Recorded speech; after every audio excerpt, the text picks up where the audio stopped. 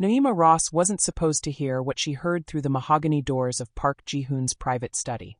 The CEO of Stellar Pharmaceuticals, Forbes 30 Under 30, Korea's most eligible bachelor, the man whose cologne ads made women swoon across 3 continents, was crying. Not just crying, begging. Please, his voice cracked in English, presumably on the phone. There has to be something. Anything. I can't keep pretending. The wedding is in 8 months. If she finds out I can't. Naeema's hand froze on the vacuum cleaner. She should leave. Should pretend she heard nothing. She'd been cleaning his Gangnam penthouse for exactly 2 weeks, sent by the agency after the previous maid quit without explanation.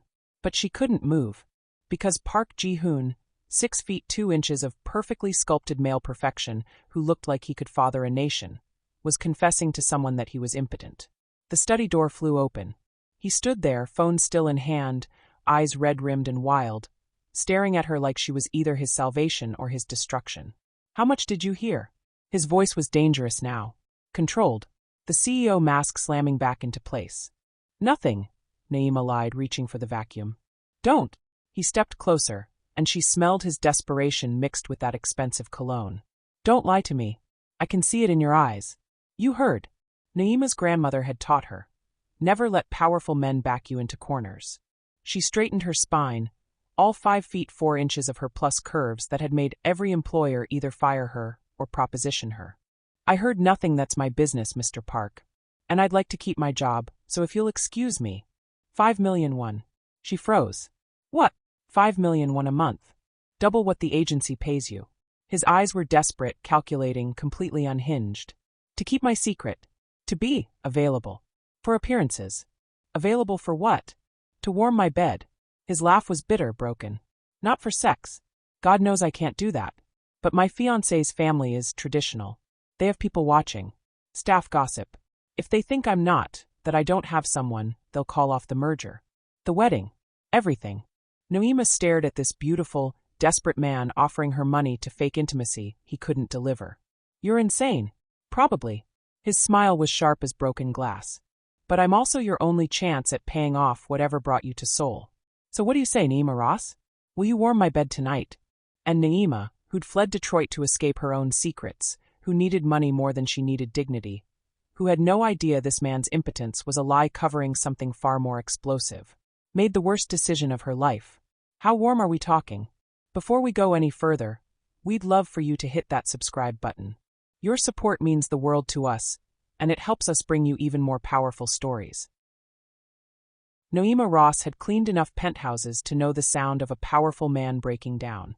The mahogany doors of Park Ji-hoon's study weren't as soundproof as he probably thought. Through the crack, she could hear him. The CEO of Stellar Pharmaceuticals, Korea's most eligible bachelor, the man whose face sold luxury watches and designer cologne, absolutely sobbing. Please, his voice cracked in English, presumably on the phone. There has to be something. Anything. I can't keep pretending. The wedding is in 8 months. If she finds out I can't. Naeema's hand froze on the vacuum cleaner. She'd been cleaning this Gangnam penthouse for exactly 2 weeks. The agency had sent her after the previous maid quit without explanation, and now Naeema understood why. Some secrets were too expensive to know. Park Ji-hoon, 6 feet 2 inches of sculpted perfection, Forbes 30 Under 30, the man who looked like he could father a nation with a single smoldering glance, was confessing to someone on the phone that he was impotent. She should leave. Should pretend she heard nothing. Should protect the only job she'd managed to land in Seoul after 3 desperate months of trying. But her feet wouldn't move, because the absurdity was too delicious, too tragic, too human. This god among men couldn't get it up. The study door flew open. He stood there, phone still clutched in his hand, eyes red-rimmed and wild. For one suspended moment, they just stared at each other. Him in his tailored Tom Ford, her in her agency uniform with her hair wrapped, and her curves barely contained by polyester meant for women half her size. How much did you hear? His voice was dangerous now. Controlled. The CEO mask slamming back into place like armor. Nothing, Naeema lied, reaching for the vacuum cord. I was just finishing up. Don't. He stepped closer, and she smelled his desperation mixed with that expensive cologne. The same one from the billboards, the one that promised masculinity and power, and all the things he apparently couldn't deliver. Don't lie to me. I can see it in your eyes. You heard. Noima's grandmother had taught her two things: never let powerful men back you into corners, and never trust a man who needed to prove something. She straightened her spine, all 5 feet 4 inches of her plus curves that had made every employer either fire her or proposition her within a month.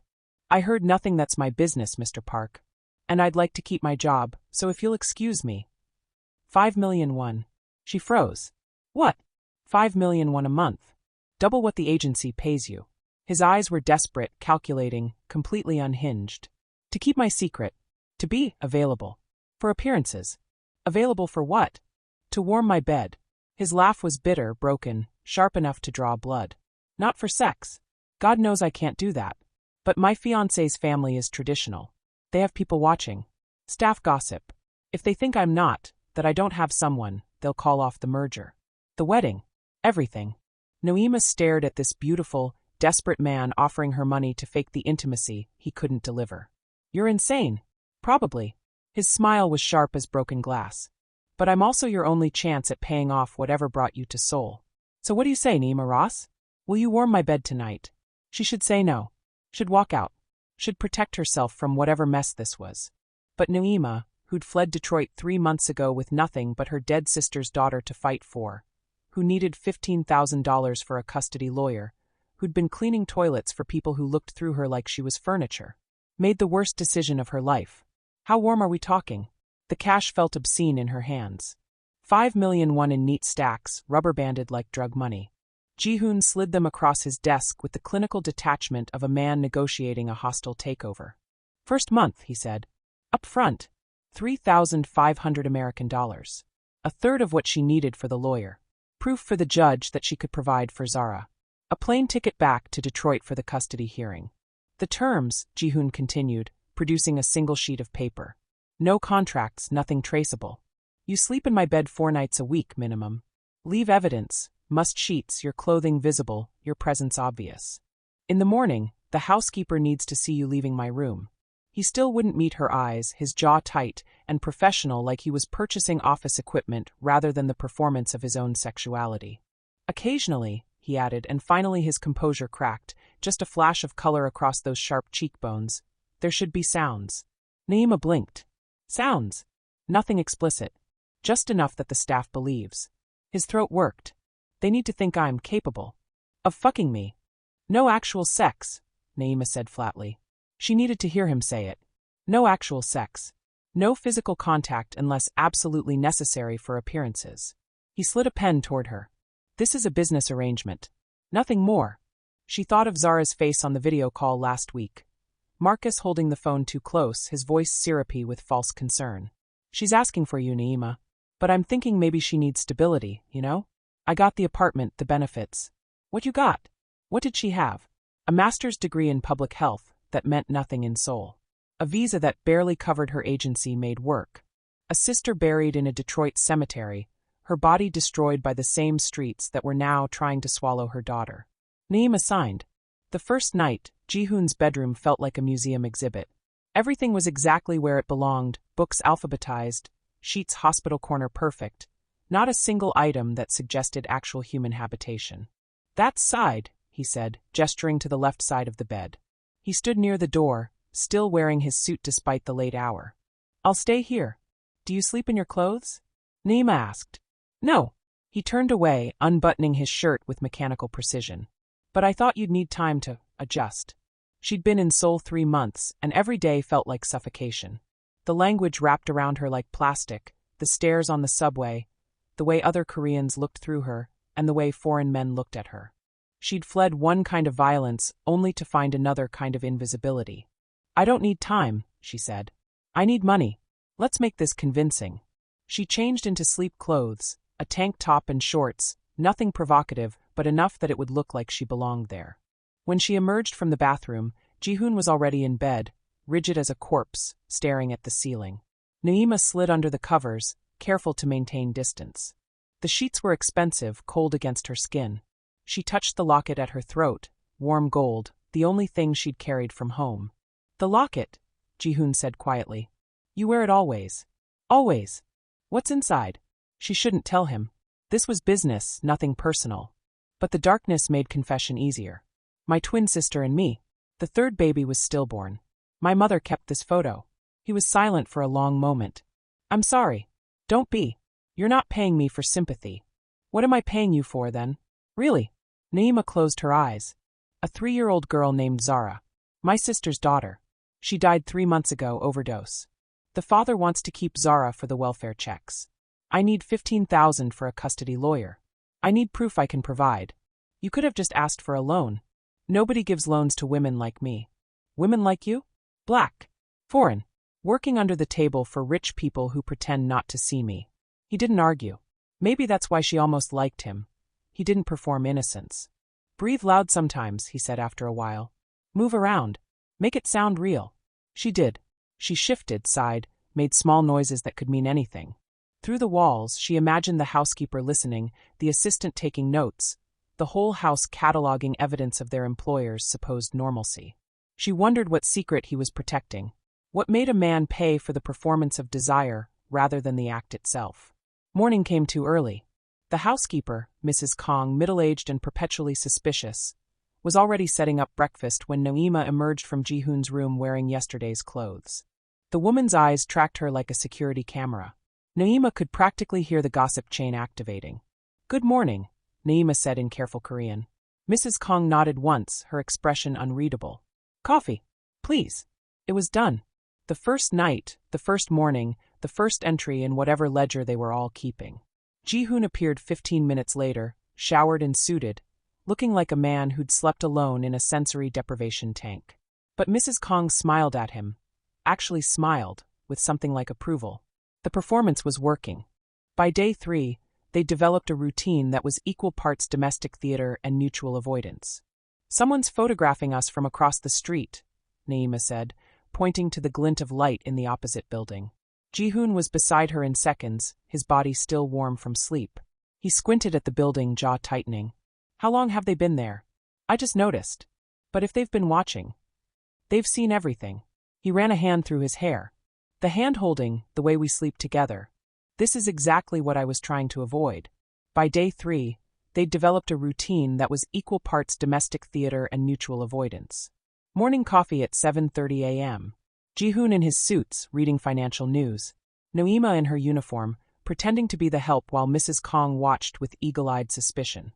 During the day, Naima actually cleaned, because the cover story required it. She dusted books Ji-hoon probably never read, organized already immaculate closets, and avoided Min-soo's increasingly pointed stares. Evenings were worse. Ji-hoon ate dinner in his study, drowning in conference calls. Naima ate alone in the kitchen, scrolling through custody lawyer websites. At 11 p.m. exactly, they'd meet in his bedroom like actors taking the stage. Ready, he'd ask. As I'll ever be. Then they'd climb into opposite sides of the bed, carefully not touching, performing sleep for an audience of household staff and whoever else was keeping tabs. It was the loneliest intimacy Naima had ever experienced. On day 5, Min-soo cornered her in the hallway. Naima Ross, he said, pronouncing her name like an accusation. 29 years old. Master's degree in public health. Twin sister Destiny Ross, deceased 3 months ago. Niece Zara Ross, currently with biological father Marcus Williams in Detroit. Naima's blood went cold. You investigated me? I've been Mr. Park's assistant for 5 years. I know when something's wrong.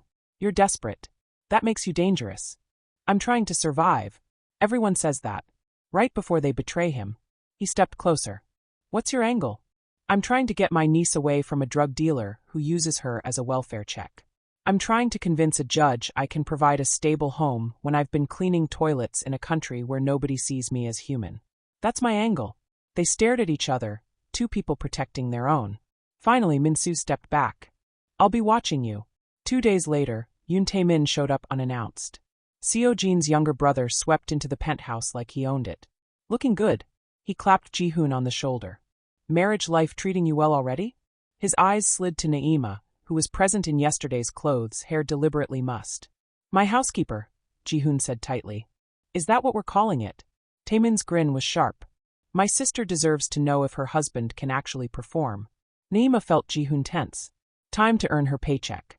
I do many things around here, Naima said, voice low and suggestive. She walked closer to Ji-hoon, let her hand brush his arm. Mr. Park is very demanding. But I don't mind. He's very thorough about what he wants. Taemin's eyes narrowed. Something's not right here. The only thing not right, Ji-hoon said coldly, is you showing up uninvited to interrogate me. Tell your sister if she has questions, she can ask me herself. After Taemin left, Ji-hoon said quietly, thank you. That's what you're paying me for. But it felt like more than that. It felt like partnership. That night, Naeema's phone lit up with a video call from Detroit. Marcus's face filled the screen. Zara pressed close to the camera behind him. Auntie Naeema. Zara's face was so earnest, so trusting. When are you coming home? I miss you. Soon, baby.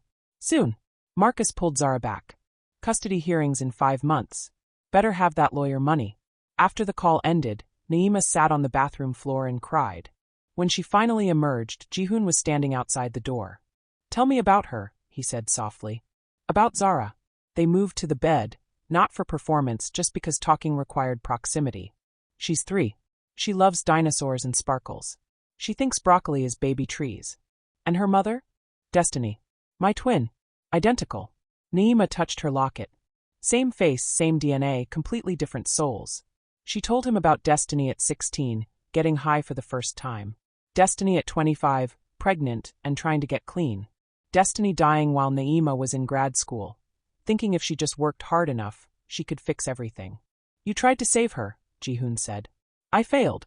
I understand phantom limbs. I lost my brother. Twin brother. Sometimes I still hear him. In the darkness, his face was vulnerable. Park Ji-woo. Identical twin. 3 years ago. Car accident. I was driving. He was passenger. Truck ran red light. Ji-woo died instantly. And you survived. My body hasn't worked right since. The doctor said it was trauma. But I think my body knows. I should have been the one who died. Naeema understood that guilt in her bones. Sometimes I think if I'd been the addict instead of Destiny, she'd still be alive. You don't believe that. Neither do you. About your brother. But we both feel it anyway. Without thinking, she reached across the bed and took his hand. His fingers closed around hers like a lifeline. We're both haunted by ghosts, she whispered. They fell asleep holding hands, 2 broken people keeping each other tethered. Morning light woke them. Mrs. Kong stood in the doorway, staring at their intertwined fingers with wide eyes. This wasn't performance. This was real. And real was dangerous. Min-soo burst through the bedroom door without knocking, laptop in hand. We need to talk. Now. 5 minutes later, they were in Ji-hoon's study. Min-soo dropped a folder on the desk, medical records, appointment histories. You're not impotent, Min-soo said flatly. Ji-hoon's face went carefully blank. Excuse me? I hacked Seoul National Hospital's database. You've been seeing Dr. Kim and Dr. Park, neurologist and trauma therapist. Your diagnosis isn't erectile dysfunction. It's psychogenic erectile dysfunction from PTSD. You had no right. I've protected you for 5 years. This is treatable. I don't have time. Ji-hoon's shout echoed. The wedding is in 7 months. If they discover I can't consummate the marriage, the merger collapses. So you hired her to buy time. To survive, Ji-hoon said quietly. That evening, Naeema found Ji-hoon at the windows, staring at Seoul's skyline. Min-soo told me. About the PTSD. Does it change anything? It means you're hurt, not broken. There's a difference. I've tried with other women for 3 years. It never works. How is that not broken? Tell me what happens when you try. He was silent so long she thought he wouldn't answer. I see the crash. Ji-woo telling some joke. Then the truck. The metal. Glass. His scream. His jaw worked. He called my name. And every time I try to feel pleasure, I hear him screaming. My body shuts down like it's punishing me for being alive. I felt guilty every time I accomplished something Destiny never would.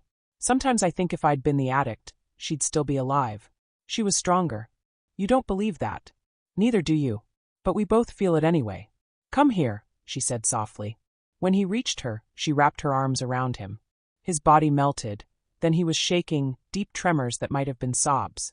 I miss him so fucking much. I know. I miss her too. They ended up on the floor crying for Ji-woo, for Destiny, for all the people they couldn't save. Eventually they moved to the bed, falling asleep wrapped around each other. For the first time in 3 years, Ji-hoon slept without nightmares. Morning shattered the peace. Yoon Taemin showed up at 8 a.m. The happy couple. His smile was predatory. You know, I've been having you followed. I'm going to prove you're lying about something. And when I do, my family will destroy you. After he left, Naima's hands shook.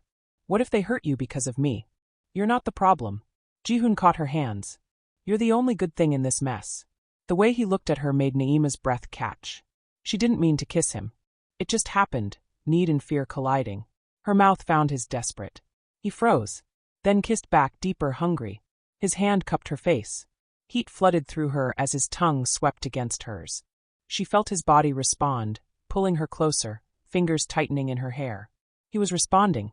His body was working. He jerked back, breathing hard, eyes wide with shock and hope. We can't do this, Naima said. I know. His hand stayed on her face. But I want to. When you kissed me, I didn't see the crash. I didn't hear Ji-woo. I just felt you. His phone rang, shattering the moment. His expression changed, color draining. When? How much was taken? He hung up, hands shaking. My therapist's office was broken into. All her patient files were stolen, including mine. Every detail about the accident and my condition. He looked at Naima like she was the only solid thing in a world coming apart. They have everything now. They're going to destroy me. For months in, and Naima had stopped pretending she was just playing a role. Morning coffee had evolved into genuine conversation. Jihoon made her laugh. She made him smile. They debated healthcare policy and whether pineapple belonged on pizza. The kisses had become more frequent, stolen moments when loneliness got too heavy. They always stopped before it went further, because crossing that line would mean admitting this was real. But their bodies had stopped asking permission. She'd wake up with his face buried in her neck, his arm around her waist. He'd trace her collarbone while they watched movies. They held hands without thinking. The locket had become familiar territory. He'd touch it gently, knowing the photo inside. 3 babies. 2 survivors. One lie Naima hadn't told him. You leave for Detroit in 4 months, Jihoon said one morning, voice careful.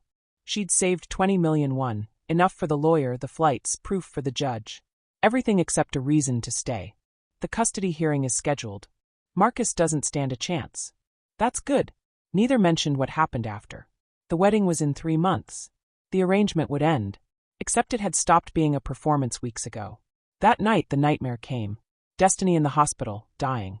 Then Destiny's face became Zara's. You left me, Zara accused. Why didn't you save me? Naima woke sobbing. Jihoon pulled her against his chest immediately. Breathe. I've got you. You're safe. It was Destiny. Then Zara. I couldn't save either of them. You're saving Zara now. You're doing everything right. I'll make sure of it, better lawyers, whatever you need. She pulled back to look at him. In the darkness, his face was completely unguarded. Why do you care so much? Because you matter to me. More than you should. More than I planned. She kissed him before thinking. Desperate, needy. His mouth opened, kissing back with the same hunger. It was different this time. His hands slid into her hair. Heat flooded her as his tongue swept against hers. Her hands found his skin. He groaned and suddenly she was on her back, his weight pressing her down. His mouth moved to her neck, leaving marks. Tell me to stop, he breathed. No. His hand slid under her tank top. Naima. Don't stop. Please. He pulled back to look at her, eyes dark and wild. If we do this. I know what it means.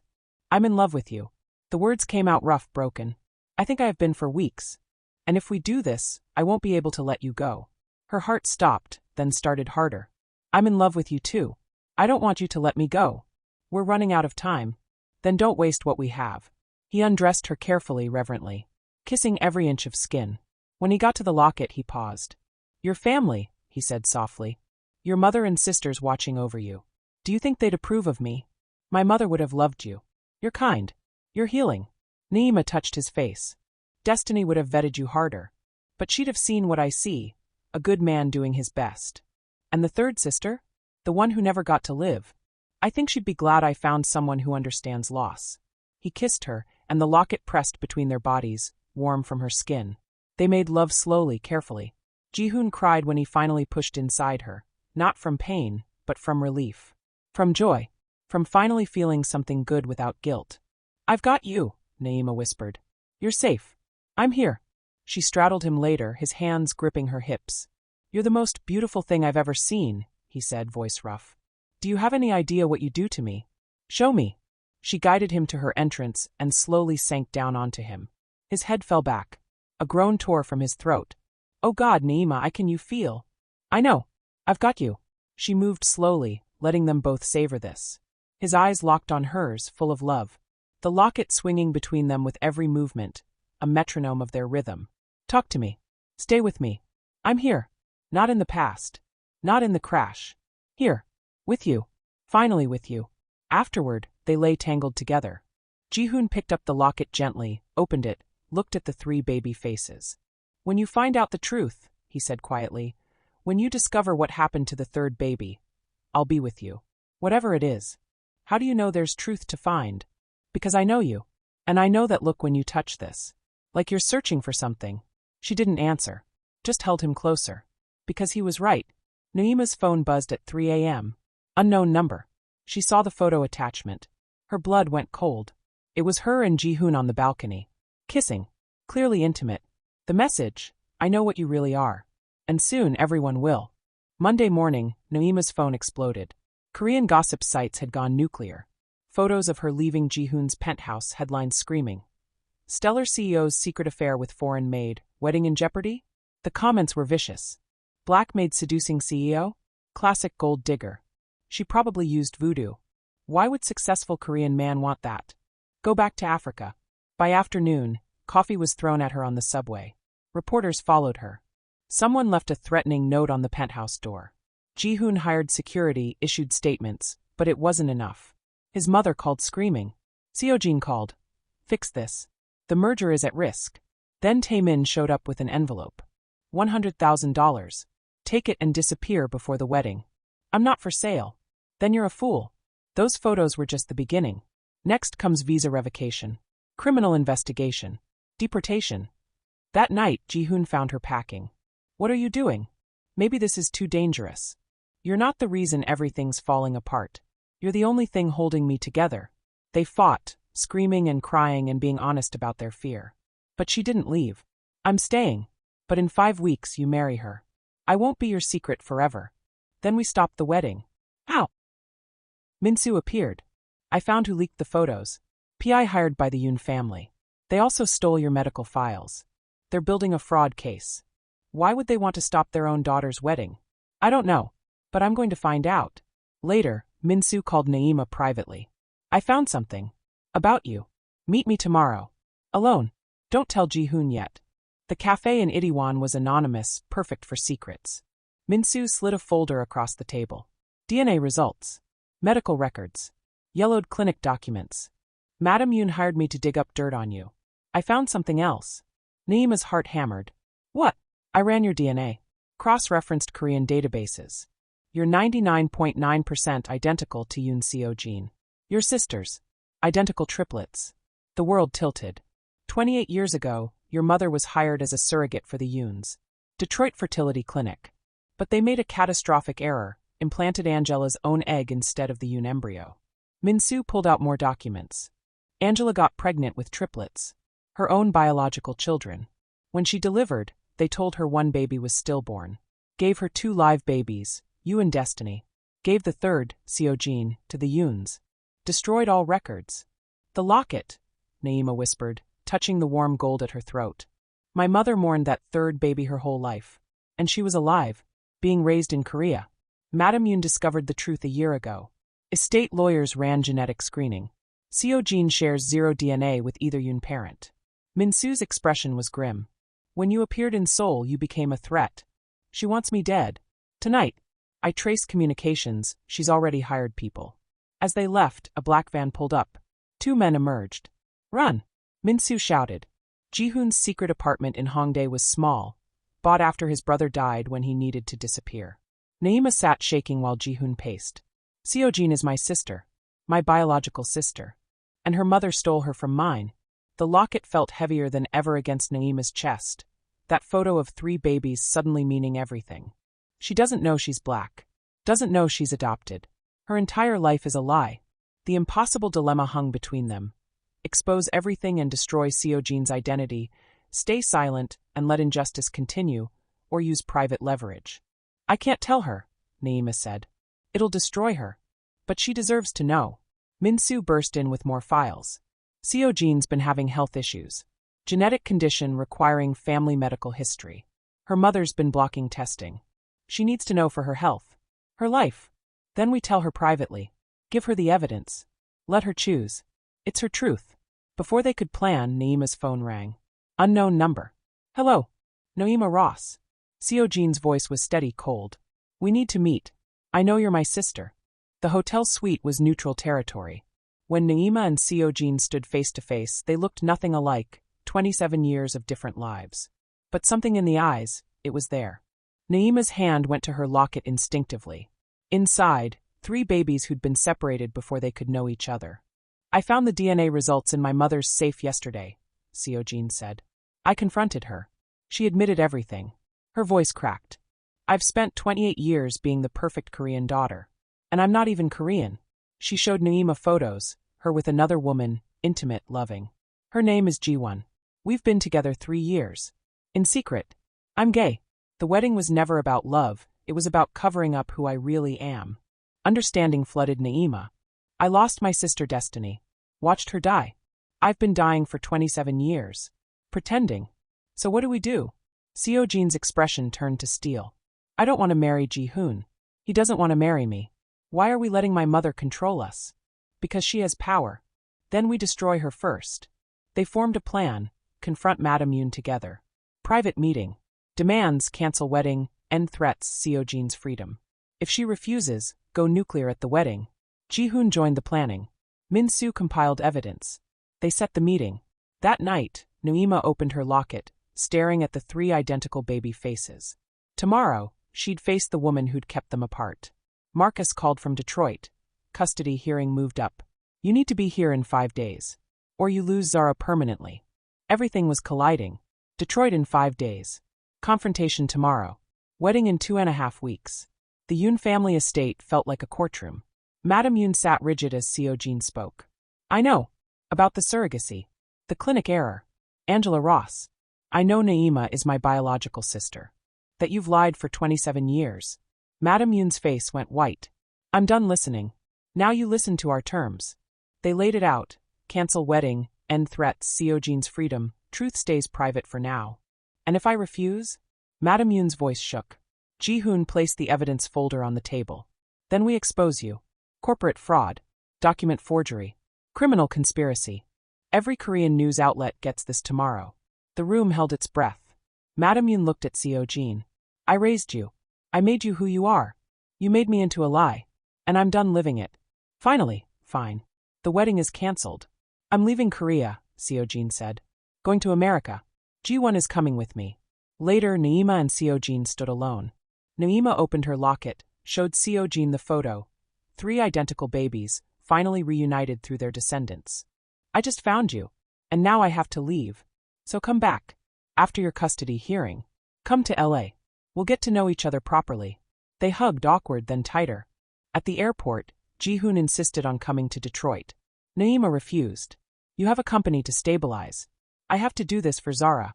They kissed goodbye, desperate, clinging. Naima's locket pressed between them. 3 sisters' legacy binding them together. 2 months. Then we figure out forever. 6 months later, Naima had won custody. Small Detroit apartment, community health center job, Zara thriving.